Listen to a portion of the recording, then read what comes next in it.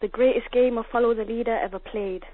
1400 years ago, the Rasul taking the lead, may peace be upon him, walked a road so dim, switching on every light as he passed, planting seeds of love and morality into even the most unfertile soils. The first organic fertilizer was Islam, growing some of the best people to have ever walked this earth. Nothing will be of their worth, the Sahaba, our mothers and fathers. The definition of brave, a slave is what they saw in their reflections. A perfect complexion of love and affection, characters of pure perfection needed no correction. Deception was not in their nature, just pure honesty was their policy. Constantly, in remembrance of Allah, preserving His word, narrating His messenger's words and spreading them all around the world, on one mission, no intentions of mass corruption or weapons of mass destruction, just visions of mass construction. They walked on harsh rocks for us to walk on smooth pavements, made sure all the cash was there for us to make our pavements.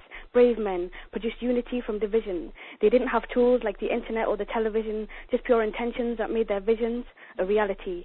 And we think we have it hard. Now even Mars can get dawah via satellite.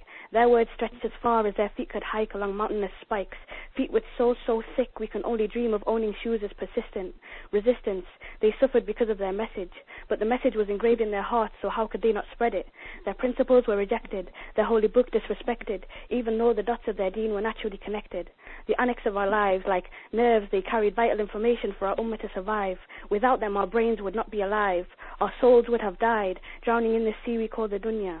They provided ships for us to ride. Through the tsunamis and floods we survived.